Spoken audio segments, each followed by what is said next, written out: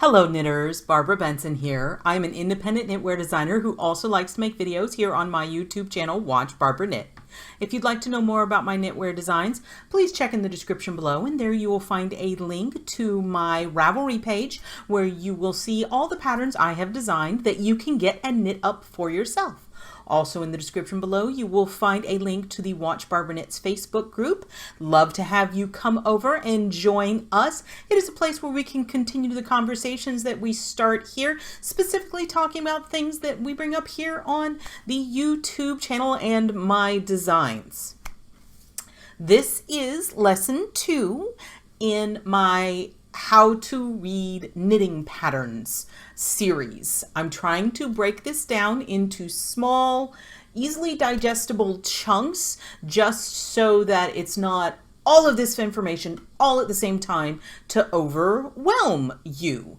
This is very much a hand-holding kind of from the beginning, how do you read a knitting pattern? I will put a link to the first one where I cover things like abbreviations and basics on reading a pattern. And today, the very, very focused thing that I am concentrating on is repeats, as in repeats in the line of instructions when you're just looking at one row or one round, when there are instructions in there that tell you to repeat certain stitches, how to understand what that is saying to you. It is part of the knitter's code. When I say knitter's code, I really mean knitter's code. My son is really into like computers and coding, and one day while I was sitting and actually writing a knitting pattern, my son stood behind me and just watched me, and I'm like, I cannot think of a more boring spectator sport than watching me write a pattern. But after a little while, I'm like, well, what are you thinking about here, buddy? And he said, Mommy, you're writing like computer code. And it very much is. It's like computer code, but the computer is your brain and the output device is your knitting and your needles, your hands and your needles and your yarn. And so input knitter code, output sweater, or whatever you're going to make. For this particular video, I just wanted to focus on repeats within a row. The next video, I think what we're going to talk about is repeats within the actual pattern itself, which are actually two distinctly different things.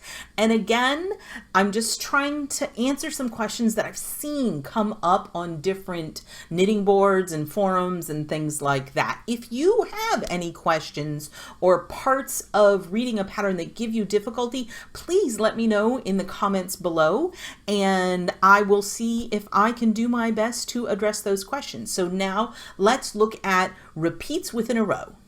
Okay, so here we are looking at a single line of a pattern.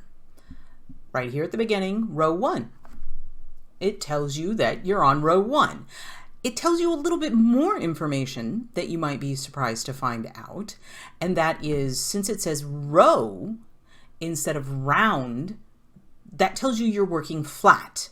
So if it says row right here, you're working flat. And if it says round, that means you're working on circular needles, or DPNs, you're working in the round, which I think is a little bit of awesome information to have.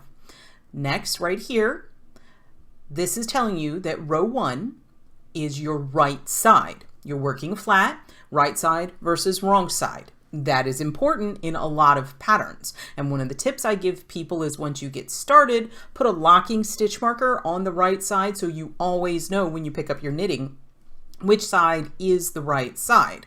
You're not going to have this kind of notation if you're working in the round, because you're almost always working from the right side. So right side, and then it may say WS or wrong side, which tells you it's a wrong side row. One thing to remember, if this says row 1 RS, your odd numbered rows are always going to be right side, because it goes right side, wrong side, right side, wrong side. So that's cool to know. Now, K, the number 4, means knit 4. And then we have this asterisk right here. This asterisk is telling you, oop, something's coming, a repeat is coming up. So this says purl 1, knit 1, repeat from asterisk. So what that means is that you go purl 1, knit 1. Then you go back, you go purl 1, knit 1. Purl 1, knit 1, purl 1, knit 1, purl 1, knit 1. You do that until you are 5 stitches away from the end of your row. So then you end your row by knitting 4, and then this is slip 1 with yarn in front. These are just some abbreviations. Again, if you refer to the earlier video, your pattern should define your abbreviations for you. So again, what it is this is a very typical way of writing a repeat, especially if it's something that is going to repeat. You know, if you're working 100 stitches, you don't want to say purl 1, knit 1 times like 50. Because nobody wants to count that. You just know that you're purling 1 and knitting 1 all the way until you get to your last 5 stitches. So that's the rep from asterisk notation on repeats. Now, this is another variation, and here, I just wanted to show you. So this is RND is an abbreviation for round. You can also see RD, but this is telling you that you're working in the round. So this is yarn over, knit 2 together, knit 3, repeat from asterisk. So that way you know you're starting, when you start out, yarn over, knit 2 together, knit 3, yarn over, knit together, knit 3, yarn over, knit together, knit 3, and you go all the way around. And if you see this, it's not as common, but I wanted to let y'all know about it, where it says ending with a knit 1. That means when you get to the last repeat, you're going to go yarn over, knit 2 together, and you'll only have enough to do 1 stitch. Okay? Now, I don't think that this actual thing will ever happen. I just made up some terms, but I wanted to give it to you as an example. If you have a ending with, that means that your final repeat of this yarn over, knit together, knit 3 is not going to be a complete repeat. You're ending short of that. So I wanted to just throw that one in there so you can see that. Let's see what I've got next. Now, this is a different, so that was the way where you're a work from. So you're repeating from the asterisk and repeating the same things over and over again, almost always across a whole row, or for a lot. This one, we've got row 3. And since we already know odd rows are right side row, this is a right side row. So let's read through this. This is K2, so knit 2, yarn over, knit 2. There's our asterisk that tells you that something is coming up.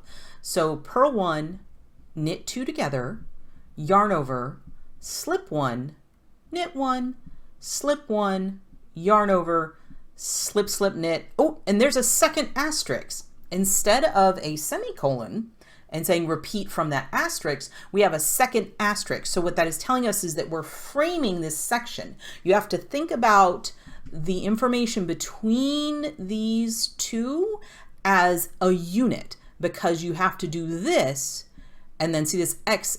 The X here stands for times 5, or it can sometimes actually say 5 times. There are many different ways to write this. So what happens is you purl 1, knit 2 together, yarn over, slip 1, knit 1, slip 1, yarn over. Oops, I clicked and it went to the next one.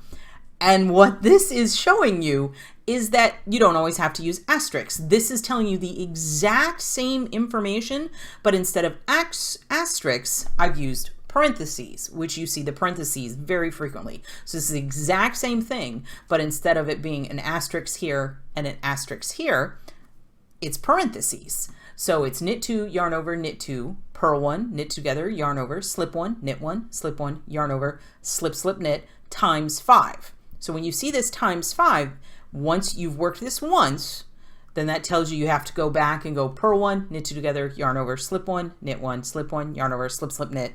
Then you've done it twice, you come back and work it a third time, and then a fourth time, and then a fifth time. Now that you've worked that unit, this unit, 5 times, you can then proceed to the rest of the pattern. So Purl 1, knit 2 together, yarn over, knit 1, slip, slip, knit. So that is just telling you that this information inside here is repeated 5 times. Now, let's get a little bit more complicated. So this one is knit 5, then knit 2 together, yarn over twice. You're rarely going to see anything say times 2 or 2 times. Usually they're going to use the word twice. So knit 2 together, yarn over twice. So that means you knit 5, knit 2 together, yarn over, knit 2 together, yarn over. Okay, check, you've done that twice. Then we're going to knit 2, and then, asterisk, we have more information coming. But you will see here, so we have this from this asterisk to this asterisk. This is our unit, but this is what I like to call, I don't know if there's like official word for it, a nested set of instructions. So we're going to knit 4, and then we have knit 2 together, yarn over twice within the larger repeat. So it's knit 4, knit 2 together, yarn over, knit 2 together, yarn over, knit 2 times 13. So then we come back, so we're working this asterisk. So this is one big unit that has a smaller repeating unit inside of it. It's nested. Sometimes you can even go even more nesting because you're trying to make this as concise as possible. So what you would do is knit 4, knit 2 together, yarn over, knit 2 together, yarn over, knit 2. Knit 4, knit 2 together, yarn over, knit 2 together, yarn over, knit 2. Knit 4, knit 2 together, yarn over, knit 2 together, yarn over, knit 2, and you would do that a total of 13 times before you then go knit 7, slip 1 with yarn in front. Here I wanted to show you, again, instead of asterisks, we're using parentheses. So we've got the knit 5, knit 2 together, yarn over twice, see?